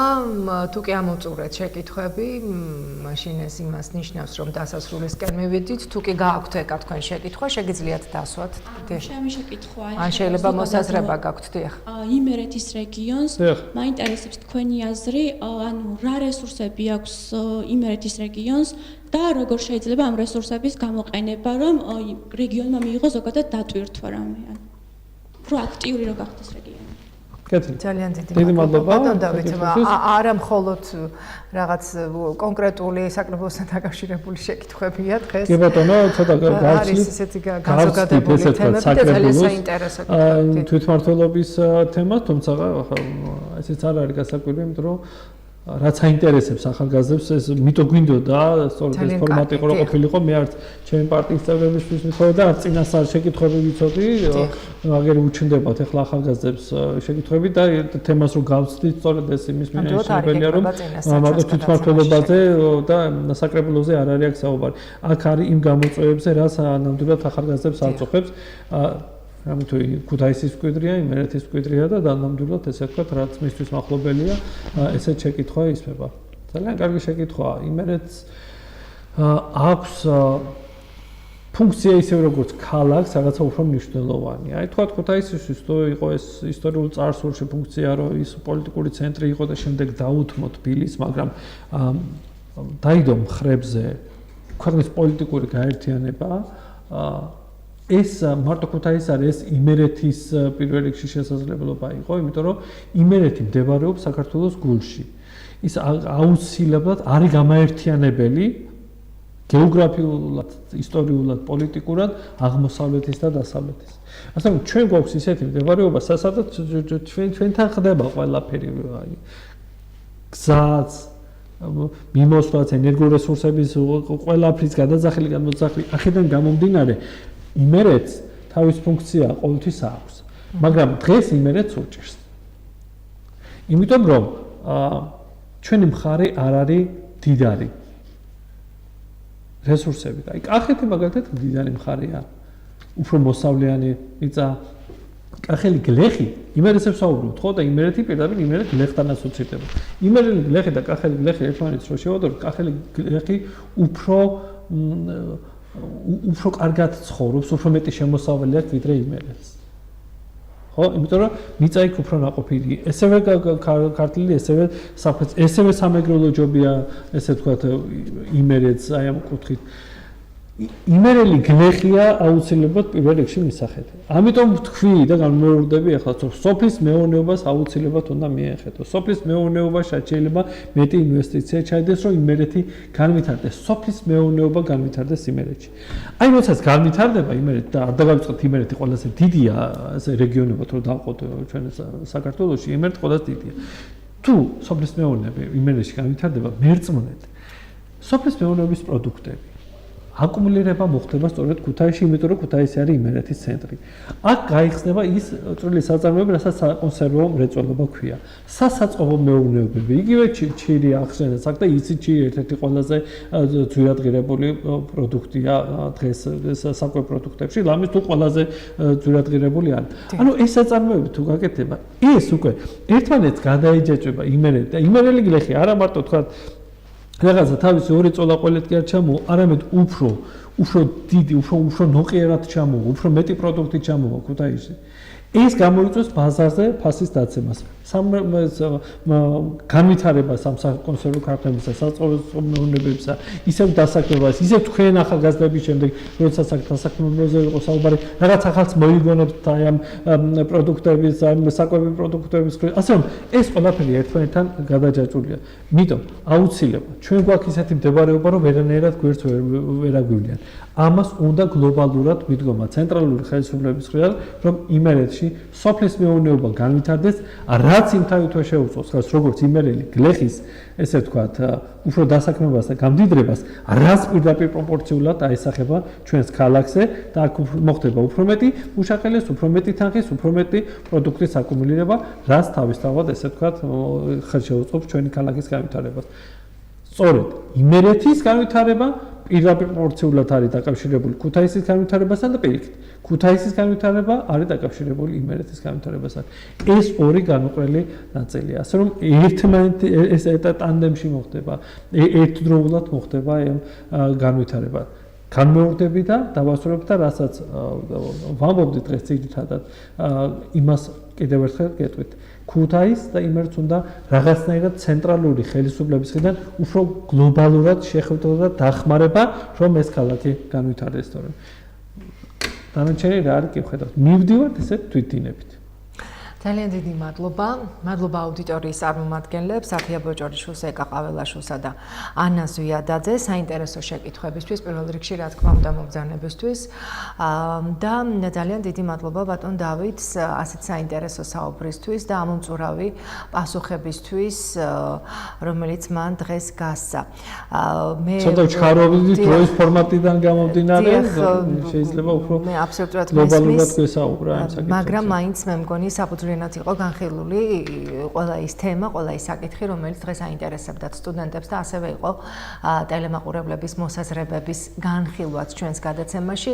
მე ყოველთვის ვამბობ, რომ ძალიან მნიშვნელოვანია აქტიურობა, ტელემაყურებლების აქტიურობა, ქუთაისელების აქტიურობა, მოსახლეობის აქტიურობა სხვადასხვა პროცესებში, სწორედ ასეთ ტიპის გადაცემებში ჩართულობა, რაც შეიძლება მეტ მომენტი იმისათვის, რომ თქვენ თავად მიიღოთ მონაწილეობა და თავად გამოიტანოთ დასკვნები და თავად გახდეთ მონაწილე იმ პროცესებისა, რაც მიმდინარეობს როგორც ქვეყანაში, ასევე ქუთაისში და ერთი რამ კიდე ის კითხვები, იდეების დონეზე მოწოდებული კითხვები იმდენად საინტერესო იყო და ასევე პასუხები. მე კიდევ ერთი აზრი დამემბადა, რომ ამ იდეების გენერირება თქვენ თავად უნდა მოახდინოთ, რა თქმა უნდა, ძალიან ბევრი შეწუხებით საკრებულო იქნება, ადგილობრივი თვითმმართველობა იქნება, პოზიცია, ოპოზიციის წარმომადგენლები, ანუ გენერირება იდეების და შემდეგ უკვე ამ იდეების განხორციელება, რა თქმა უნდა, ადგილობრივ თვითმმართველობასთან თანამშრომლობით.